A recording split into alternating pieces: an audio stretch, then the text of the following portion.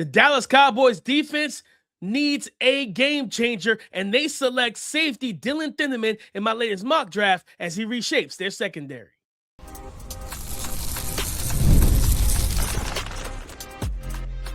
You are Locked On NFL Draft, your daily podcast covering the NFL Draft. Part of the Locked On Podcast Network, your team every day. Welcome back to the Locked On NFL Draft Podcast. I'm Damian Parson, and today's episode is brought to you by FanDuel. Right now, new customers can bet just $5 and get $250 back in bonus bets if your first bet wins. Head to FanDuel.com to get started on today's episode, guys. I'm breaking down picks 11 through 21 of my latest Round 1 2026 NFL mock draft, while the Dallas Cowboys get a game changer with Dillon Thieneman, safety out of Oregon. We'll look at some other picks. Omar Cooper Jr. being a slam dunk for the Carolina Panthers, and the Pittsburgh Steelers upgrade their offensive line. But guys, let's go through picks 11 through 14. So at number 11, the Miami Dolphins select Francis Mauigoa, offensive tackle out of Miami. At pick 12, the Dallas Cowboys select Dillon Thieneman, safety out of Oregon. At pick 13, the Los Angeles Rams select Makai Lemon, wide receiver from USC. And at pick 14, the Baltimore Ravens go get themselves another weapon to pair with Zay Flowers, Jordyn Tyson, my wide receiver one out of Arizona State. Let's go right up to Dillon Thieneman. The Dallas Cowboys at 12, right? And I talked about on the first episode of this mock draft, right? Picks 1 through 10. When you have Arvell Reese, David Bailey, Caleb Downs, Ruben Bain, Jamar McCoy, Mansour Delaney, all those guys land in the top 10. If you're a Dallas Cowboys team, that's why the rumors of them trying to trade up, which if you haven't heard our mock trade podcast, I think it was like a week or two ago, go check that out. It was a lot of fun. We're going to probably do another one this week and everything. But I had the Dallas Cowboys moving up with to number 4 to go get Sonny Styles, right? But they're at quote unquote their target, which is the rumors that they're looking at trading up for David Bailey, which makes sense because it's a real chance at 12. Your top defensive player, whether that's Mansour or Jamar McCoy, they may not fall to you, right? Because you look at the Miami Dolphins needing the corner at 11. So at 12, they got the best next thing in the secondary, and that's Dillon Thieneman, the safety out of Oregon. If you listen to our breakdown and everything, I told you guys, I don't believe there's that much of a gap between Dillon Thieneman and Caleb Downs, right? I think Caleb is a more physical player. I truly believe that Dillon Thieneman is the better coverage player. You know what I mean? From being able to play strong safety, robber technique, low hole guy, rotating down out of 2 high shells, to his absolute stellar ability as a free safety, single high, a true free safety. He's the best true free safety in the class. Range, elite athleticism, instincts at free safety, ball skills. He had like 6 interceptions a couple years ago at Purdue. So for the Dallas Cowboys, you need help in the secondary. And Dillon Thieneman makes so much sense to me, right? It makes a ton of sense because, again, yes, like if your pass rush is able to get home with Rashawn Gary and Quinnen Williams, and we'll talk about another edge rusher, a little bit later and everything. But your pass rush is able to get home. You're forcing Jackson Dart to make quicker decisions and maybe not the best decisions. You're trying to do the same thing to Jaden Daniels, right? And you're trying to do the same thing to Jalen Hurts. So having a guy like Dillon Thieneman who could take the ball away, who can erase some things in the back end, it takes some of that pressure off your corners. And then he's a super versatile player, which because of the fact that Dan Lanning utilized him in the way that he did at Oregon this past season. Now let's go up to number 11 real quick. Let's talk about Francis Mauigoa. The reason why I went there, when you look at the Miami Dolphins offensive line, you brought in Jeff Hafley, you brought in other people from the Packers, you brought in Malik Willis, right, to run your offense as the quarterback. You traded away Jalen Waddle so that you have 2 first-round picks. Here's the thing for me, guys. You have Austin Jackson, who I believe is coming up on a contract at right tackle. You brought in Jamari Salyer, who I'm not super high on, as the guard. Drafting CC Mauigoa, here's why it makes sense. You get dual positional value here. Either he takes the starting right tackle spot out the gate from Austin Jackson, or if you say, you know what, let's keep Austin Jackson there. He's the vet. We're fine with him there. He's an adequate starter. Cool. you kick KC Mauigoa down into guard, and you let him be a role grading guard for you until he needs to step back out to right tackle, right? I think he absolutely brings a pass rush upside from the pass blocking ability. I truly believe he brings more value and more skills as a pass protector. I'm sorry, than a Jamari Salyer, right? Who Salyer is a okay player, but I think the same physicality and aggression and aggressiveness as a run blocker you would get from Salyer, you get that from KC Mauigoa, but you get more upside as a pass protector. So protecting the interior of the pocket and truly allow Malik Willis to drop back and feel comfortable in the pocket makes a ton of sense, right? But also factor in Devon Achane. Like, if they don't trade him, which I hope they don't, they shouldn't, right? He's their best player on offense right now. Think about being able to run the ball with him. You got KC Mauigoa as their right guard. You got Jonas Savanea, they drafted last year out of Arizona, right? Or was that day 2? They drafted him. He's at the left guard spot. You got 2 ooses, right? 2 ooses, right? At the guard spot, just mauling guys, moving guys, throwing guys out of the club. To where if you do feel good with Austin Jackson as a potential long-term option at right tackle, right? Cool. If not, you can always draft another right tackle later on in this draft or next year. Whatever. Look at the free agent market if KC Mauigoa impressed you that much and you kept him at the guard spot. At pick 13, I got to talk about it, right? The Puka Nacua situation, him checking into rehab. I listen, I'm all about mental health. I'm all about, I used to work in mental health and alcohol and drug addiction, a rehab center and everything, where we handle a lot of different patients and clients and people. And, so my heart goes out to him. I hope he gets the help that he needs so that he can be the best version of himself. We always talk about that when we do the better help reads and things of that nature, guys. So hopefully he becomes the Puka Nacua he wants to be long-term. And this helps him, right? But with that situation, he's due a contract soon. They got to figure out the details and the semantics with that. But still, yet, Davante Adams is coming up on I think this is the last year of his contract, right? And he's over 30. I don't know if you give him another 3-year big-time deal, even though he's still an outstanding player, still a productive player, right? If somebody wants to offer him that in the offseason, you let him go, right? If he's willing to take a pay cut and stay, let him stay. But still, yet, you need another young wide receiver to pair with Puka Nacua, and Makai Lemon seems like a really, really good fit. Would Jordyn Tyson be a better fit? Because, again, he gives you that OBJ to the Cooper Kupp, Puka Nacua dynamic 100%. Does Makai Lemon operate similar in terms of where he wins as Puka? Yes. But I trust Sean McVay to find a way to get both of these guys on different levels of the defense to where they can still be productive, right? If both of these guys, now Puka gives you more verticality with the back shoulder fade, being able to high point and moss guys and just out physical guys, right? Puka's a different, from a physicality standpoint, strength standpoint, different animal.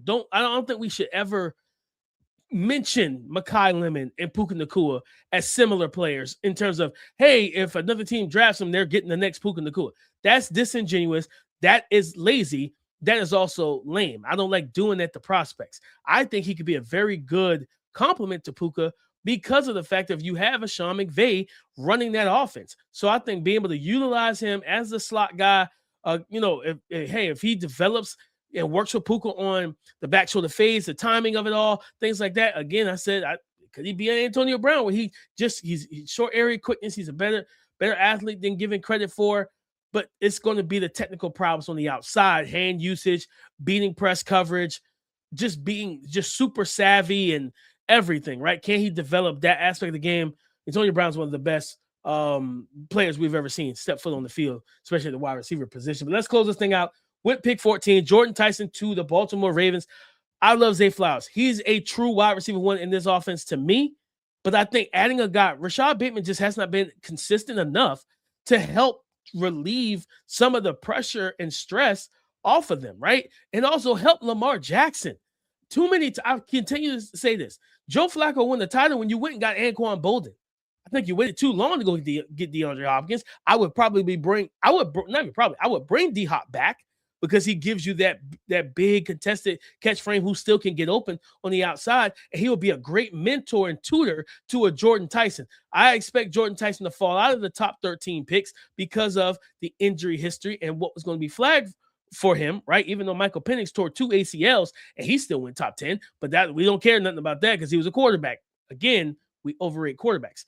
But I think Jordyn Tyson to the Baltimore Ravens gives Lamar Jackson another dynamic weapon who can play on the outside, play on the inside, play all 3 wide receiver positions. But guys, coming up next, we're going to break down picks 15 through 18 and why I got a receiver. My guy, KC Concepcion, he's moved up inside the top 18.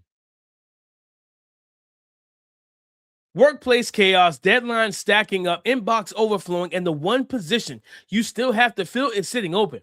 When the pressure's on and you need the right hire, this is a job for Sponsored Jobs. Indeed, Sponsored Jobs helps you reach the people who actually fit what you're looking for. Skills, experience, location, so you're not just hoping the right candidate stumbles across your post. And here's a stat that says it all. In the minute I've been talking to you, companies like yours made 27 hires on Indeed, according to Indeed data worldwide. So if you're hiring, spend less time searching and more time interviewing candidates who check all your boxes with Indeed Sponsored Jobs. And listeners of this show will get a $75 sponsored job credit to help get your job the premium status it deserves at Indeed.com/podcast. Just go to Indeed.com/podcast right now to support our show by saying you heard about Indeed on this podcast. Indeed.com/podcast. Terms and conditions apply. Need to hire? This is a job for Indeed Sponsored Jobs. Before I break down picks 15 through 18, don't forget to check out our Everydayer Club for ad-free episodes and access to our Discord channel and our group chat where you can chat with me, with Keith, and other listeners of this show. Tap the link in the show notes or go to LockedOnNFLDraft.supercast.com to subscribe. At pick 15, Kenya Sadiq, tight end of Oregon, goes to the Tampa Bay Buccaneers.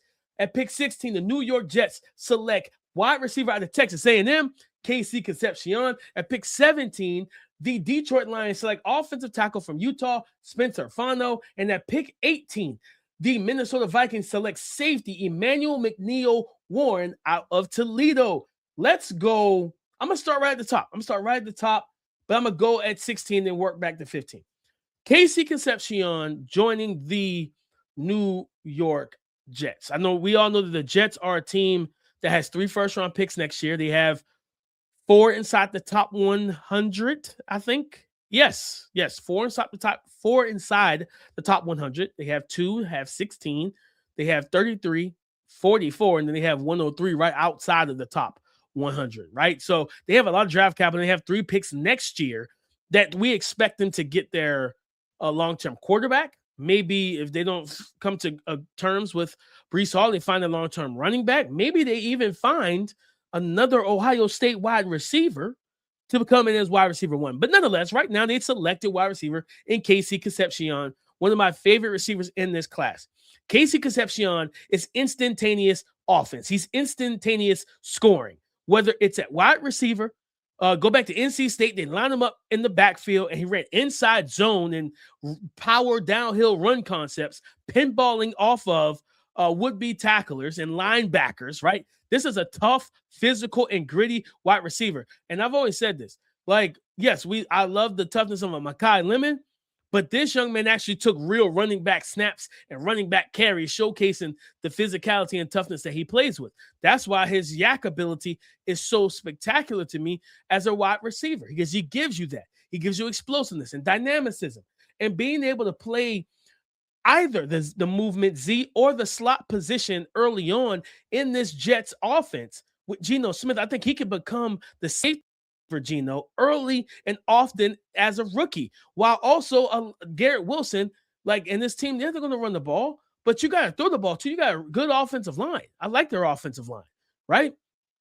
So I think for me, you go ahead and you're able to get him and Garrett Wilson involved, and that makes the life of a Geno Smith a lot easier. Geno didn't have weapons like that in Las Vegas last year, right? You got Trey Tucker, love Brock Bowers, but Garrett Wilson would be the Raiders' number 1 wide receiver. Heck, I'll be completely honest. KC Concepcion, from a talent standpoint, will come in and be their most talented and number one wide receiver. The Raiders have to fix that wide receiver room and get a true dog or number one guy in the room. I do like their ancillary pieces, but there are a lot of unprovenness with Jack Besh, with Deontay Thornton, who I told you guys about, and he went right in the round I told you guys he would, 4th round, right? Again, Trey Tucker, Trey Tucker I think is proven, but still, yeah, they don't have a number one guy. So talking about for Geno Smith, a better offensive line, better run game, right? Because of the offensive line. And then you have better weapons because you still have A.D. Mitchell. So if Adonai hits, now you got 3 good wide receivers, and maybe you don't need to draft one next year. You draft the top corner, you draft the top edge rusher or whatever, and you draft your quarterback. You get the guys you need, when it all plays out, depending on how their 3 picks shake up in terms of draft selection. But I love that when I made it, I said, man, this feels so good. KC Concepcion going to the Jets. Yes, for fantasy purposes, guys, I don't care about your fantasy teams. I'm going to be honest with you. I'm trying to help the Jets win games, and that's what matters. Don't get in the comments complaining to me that this doesn't help your fantasy team. I don't care. That's not my job. I'm trying to help all 32 teams get better. KC Concepcion to the Jets is a better move. Now, at 15, I love this, and for fantasy guys, you might like it. Kenyon Sadiq going to the Tampa Bay Buccaneers. I love this fit for a lot of reasons. Number one, this is a team that does run the football. He's a tight end that does run block in the run game, right? Physical, aggressive, a guy that has the arms and the body type, the strength. Yes, he's 240, 245. So you're talking about the strain and everything. Keith always talks about, hey, I don't need my tight ends to be world beaters as blockers. I'm going to be honest with you. I don't subscribe to that necessarily. I want my tight ends to be above average early in their careers. And if we can work on some technical things and different things like that, maybe get you a little bit stronger to where you could be a good to really good blocker. Yes, because that's paramount when you can absolutely seal the edge, right? You're talking about being able to do some pin pull stuff. I got a tight end that can pin down on a defensive end, right? On a 280-pound defensive end, you can pin down and seal, and now I can pull out that left or right tackle, the lead block on a toss pitch for my running back. That is paramount. It's so many different ways it can benefit your team. So I think that, and the fact that Kenyon Sadiq is an explosive athlete who absolutely can dominate up the seam in the middle of the field, over routes, talking about OTB routes with his ability to catch the ball, turn and run and be a big athlete. I think that will help Baker Mayfield a lot. Remember, Mike Evans is gone. And with Mike Evans being gone, like, he brought an explosive aspect down the field in this offense. I expect Emeka Egbuka, because he was hooping. I'm telling you, Emeka was balling when he was healthy. The hamstring came up, and he was never the same the rest of the season. Jalen McMillan, good player that we like on this show. Love Chris Godwin. Now that he, be 2 years removed since the injury, and you're talking about him coming into the season healthy and everything. Terrence Johnson being that special teamer and another explosive threat and weapon. Trey Palmer never really manufactured into anything significant for the offense. So when you ask me, man, Kenyon Sadiq would bring an explosive element off the play action, big arm Baker Mayfield, right? Taking advantage of this. The Saints lost Demario Davis. Yes, the Panthers brought in Devin Lloyd, but I'm targeting Trevin Wallace of the seams, right? I'm going to target your safety because that safety room leaves a lot to be desired in Carolina. So I think this is, Atlanta, we don't know what their situation is going to look like. I think they lost Caden Ellis. So Caden Ellis, I think, went back to New Orleans. So yeah, there's opportunities to attack your opponents in your division in the middle of the field, behind the second level and up the seam, and Kenyon Sadiq will bring that. Now, Spencer Fano at 17, I'm going to tell you why I love this, and this makes a lot of sense. When the report came out, was it last week? I think it was Albert Breer reported that Dan Campbell made the statement at the league meeting or whatever it was, the coaches meeting, whatever the thing was that they were at last week in Florida or wherever they were. And Dan Campbell said he's at the point where he wants to make the decision to put and flip his star right tackle, Penei Sewell, back to left tackle. He hasn't played left tackle since 2023, and I believe that's when he was drafted, or whatever the case may be. Or 2023 was the last time I think he played left tackle. I can't remember which year he was drafted, actually. So, but nonetheless, we're here. And if that's a possibility, yes, I know some people will be screaming, draft Monroe Freeland, draft Monroe Freeland. Here's why I don't. Monroe Freeland, as much as we're I think his draft stock, which me and Keith love him and everything, the upside of him, but his actual standing as a prospect right now, he's still raw. And his draft rise feels a little inflated because of that. And if you say who's the better tackle right now, it's Spencer Fano, and it's Spencer Fano and twice on Sundays, which they play games on Sundays. Putting Fano at true right tackle, leaving him at his position, flipping Penei Sewell. Because here's the thing, bringing in a raw rookie who's going to be exposed to NFL pressure packages and everything else. It's not that he physically can't do it. It's the mental aspect of what he lacks because of the playing experience. We always talk about playing experience for quarterbacks. It goes for other positions as well, right? Blake Miller from Clemson started 54 games. He's an Iron Man, a warrior. But he talked about at the combine, I've seen everything in college football defensively that you could throw at us, right? So he knows how to read different things. Reading and processing isn't just a quarterback skill set. It's for offensive linemen as well. So Spencer Fano coming in is a true right tackle, playing right tackle, allowing Penei Sewell to go to the left because you have a quarterback who's immobile, who's not a mobile quarterback, who struggles mightily against pressure. I'm not putting a raw rookie left tackle as his blind side protector because he's a right-hander. I put Penei Sewell there, and it makes a ton of sense. Let's close this thing out with pick 18, and that's the Minnesota Vikings selecting Emmanuel McNeil Warren, right? And that's a safety out of Toledo. And I love this young man's game. I love what he brings to the table. EMW is a big, physical, and fast safety who you talking about playing that low hole safety as a strong safety. He gives you coverage ability, especially as a zone defender, but also a guy that you would feel comfortable developing into a tight end matchup. Is he going to be Nick Emanwari? No, and don't put that on him. Nick was a different athlete, an explosive, dynamic, and elite athlete at his size. Emmanuel McNeil Warren, EMW, is a really good athlete at his size still. I think ran 4.5, right? Jumped well, stuff like he's physical, he's fast, he's explosive for his size, and he gives you coverage versatility, +1 in the run game, right? He's a striker, he's a physical hitter. And I'm all in. And I think the fact that we don't know what's going to happen with Harrison Smith, and everything, we don't know what's going to happen with him. Like it's for years we've been expecting him to retire, right? And they kind of gave him that farewell treatment. But I wonder if that's a farewell treatment because of like contract situations, right? Is that more so, hey, we're not going to pay you, like you can retire, or maybe someone else signs him. Either way, you look at it from an aspect of, you know what, I feel good about this if I am the Minnesota Vikings, and with Brian Flores returning, I think he would have a field day utilizing a guy like EMW in his secondary to just create havoc and piss off quarterbacks, handle tight ends, be physical, talking about crossers and mesh concept. That's the type of guy who hits in a way that can blow up these shallow underneath routes, which will send the receivers and tight ends and everybody back to the quarterback. Like, hey, watch for him. Watch for him. Find where he is before you start throwing me in the coverage. But coming up next, we can close this thing out. Picks 19 through 21.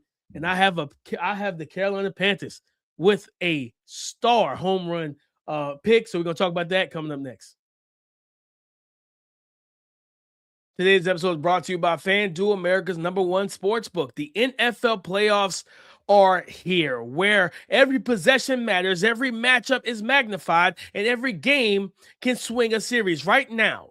And right now, FanDuel is giving new customers a great way to get in on the action. And here's what I like about it. You can bet just $5 and get $250 back in bonus bets if your first bet wins. The app makes it easy to follow the action with player stats, trends, and matchups all in one place. And during the playoffs, that extra insight really matters when you're looking at stars, role players, and key moments.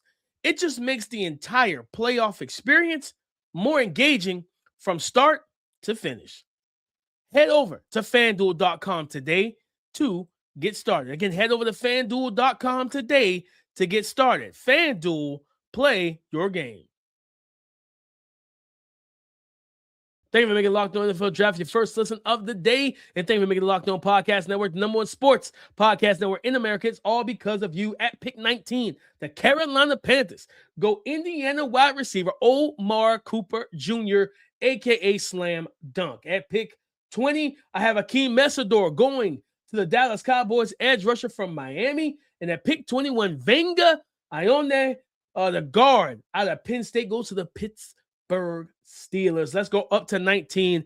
And for me, guys, it's simple. Omar Cooper Jr. going to the Carolina Panthers is a slam dunk. They need an explosive and dynamic weapon, right? Especially in the slot. To me, it's time to move on from the Xavier Legette situation, whether that be whatever the case is. And, I'm not going to say like, oh, well, he wasn't good as a prospect. No, he was a good prospect. He was a physically gifted prospect and everything, who played with immense confidence at South Carolina. Once he got into the league, I don't know what the injuries happened early in his career, early in his rookie year, and then things just trickled down, right? So adding a guy like Omar Cooper Jr., you have Jalen Coker, who you re-upped, you brought him back. He's going to be your outside receiver opposite of Tedero McMillan. Tedero McMillan, T-Mac being the X, and Jalen Coker being the Z. Okay, you know what you don't have, and Jalen Coker, solid wide receiver 2, 3 in most offenses, probably a 3 in really good offenses, but he's sufficient for the Carolina Panthers. Tedero McMillan is a bona fide one. Loved him as a prospect, loved what he did last year. This offense needs a yak threat that brings speed, explosiveness, and dynamicism. And Omar Cooper Jr. brings every bit of that. 4'4" athlete. He jumped well at the combine, and you see it show up on tape. And to me, he's a QB-friendly wide receiver because of the ball skills, because of the body control, because of his tracking ability. He gives you that. He can also play outside too, where I think that's where him and both receivers are interchangeable from a play calling standpoint, because Tedero McMillan can play that power slot, but so can Jalen Coker. And I think, honestly, that's where he truly fits best, but they want to play him outside, right? I think he can be sufficient out there. I think he's better as a power slot. But you can move these guys around. And then it all, like, again, having an explosive, dynamic yak threat for Bryce makes a ton of sense. They need that, honestly, because that's how Bryce wins. That's what getting the ball out quick, letting the playmakers make the plays. He's a point guard, right? He's a point guard. He's Rajon Rondo, right? And which is, you feel he's either going to be Rajon Rondo or Ricky Rubio. Really good passer that doesn't have a three-point shot. It's up to Bryce to figure out which one he's going to be. Rajon Rondo was a dog. Bryce he's got to show whether or not he's going to be a dog. And this is the thing. Also, from an evaluation standpoint for the team, going into the 2027 QB class, which could be very, very good. It could be an elite class of quarterbacks. We could end up having a class that rivals the Jaden Daniels, the Bo Nix class, where we had was it 7 quarterbacks or 6 quarterbacks, whatever it was, 5 inside the top 12 picks. I think it was either 5 or 7, somewhere there. I can't remember. But that class, like, you think about the quarterback, like, man, Jaden Daniels, Caleb Williams, Drake May, Michael Penix, JJ McCarthy, and Bo Nix. It was 6 inside the top 12. 6. Yes, like, it could be that situation at its high end, right? Or we could go into this situation and be like, hey, we might get 2. That's just what it is. But if you are the Carolina Panthers, you kind of feel like, well, if we run into this, where if Bryce can't elevate this offense, he can't handle true drop back sets like game after game, and you have Omar Cooper Jr., Jalen Coker, and Tedero McMillan, and these guys, you can't keep 2 hot hands going from a passing standpoint. That's a problem.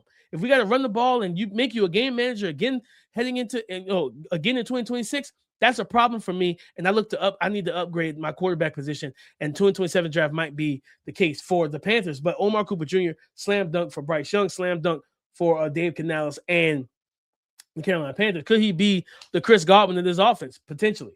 Akeem Mesidor at 20 going to the Dallas Cowboys. Listen, Akeem Mesidor is 25 years old, right? He is not a guy that needs to go round 1 to a team that's not ready to win, that's not suited to win. Because, again, if you're drafting them round 1, you get 4 years automatically and a 5th-year option with Akeem Mesidor, right? So you tell me he's 25 now, and he's 25 right now, and then we get to, if you do pick up the 5th-year option, after the 5th-year option, he's 30. Yeah, teams that are truly in playoff contention, teams that are truly trying to make a playoff run, those are the teams that should be like, I'm telling you, just hell bent on adding a impact player like Akeem Mesdo, one of the best and most natural pass rushers in this class. A guy that knows how to win, get in the backfield, good hand usage, every single thing about it. And I think that's what the Dallas Cowboys are. Jerry Jones, so stop being stupid here. Go ahead and pay George Pickens, give him his money, and do that. Stop toying around with this, right? Stop trying to make him drop his age. Pay that man. So you have him and CeeDee Lamb locked up. You can get another explosive wide receiver on day 3 if you need, or late day 2, whatever. Doesn't really matter to me. You could do that. But pay George Pickens, draft BPA, especially on defense. You get your edge rusher to pair with Dillon Thieneman at 12. That's how you reshape and transform your defense in one draft alone, just in round 1, guys. That's what we're talking about here. Now, let's close the thing out. Pittsburgh Steelers picking Venga Ione, the guard out of Penn State, right in their neck of the woods. Listen, this is a powerful, aggressive, physical blocker that I absolutely love. And I've talked to scouts who have him as the best pure offensive lineman position thrown out the window in the class. So you wonder, how did he last to 21? I know Ravens fans are probably pissed. Like, why did we take the wide receiver with injuries? Because my thing is this: you can get a Jordyn Tyson and a Keelan Rutledge, and you still feel really good about your offensive line with Keelan Rutledge out of Georgia Tech. I love Keelan Rutledge. One of the like just most physical and everything, man. I'm gonna do an episode on him maybe later on this week and everything. But nonetheless, point is, like, you can get another guard later, Keelan Rutledge and, other guys. Maybe draft Caden Proctor on day 2 and make him a guard, right? Like Makai Lemon. You can do those things. It's options. But for the Steelers, I think that you go ahead and make the move and add that guy to your depth chart and to your room. I think we all believe that what's his name? Aaron Rodgers will be back at quarterback. And if Aaron Rodgers is back at quarterback, that means that you need to put yourself in a position to protect him. But not only that, you want to run the ball. You brought in Rico Dowdle. Let me tell you who's not an elusive runner. Rico Dowdle. Just being honest. So of Venga Ione on the interior offensive line, that helps a lot. That creates run lanes because he's a runway type of runner. Downhill, hit it hard, hit it fast, get upfield, right? Like, just give him a lane and let him hit the lane, right? Hit the run gaps. That's what Rico Dowdle does. You start making him stop and start and change directions, you got a problem. Like, it's just not, that's not his game. So Venga Ione helps him out. It protects Aaron Rodgers, helps give this the interior offensive line more time, where you have the tackles on the outside and everything that will allow Aaron Rodgers to step up into the pocket, make throws. You want Caleb Johnson to feel good, trying to get him on track as a year 2 player and everything. And I hope that he's able to and whatnot, because he's a talented running back. Just had a rough rookie year. So that right there, that pick, Venga Ione, makes a ton of sense for Pittsburgh. It's a blue collar, hard hat type of pick in Mike McCarthy's offense that he's installing there. And I just think it fits and it helps in a myriad of ways for their offense, passing offense and rushing offense as well. But guys, that is our show, breaking down picks 11 through 21, not 22, 21. I'll have 22 through 32 on tomorrow. Guys, early in tomorrow morning, it will drop, so you will get the full rest of the mock on tomorrow morning. Go subscribe and follow for free on YouTube, wherever this the podcast. Get the latest episode as soon as it is available. Thank you for making Locked On NFL Draft your first listen of the day. And as always, guys, come and join the conversation again tomorrow on the Locked On Podcast Network, your team every day.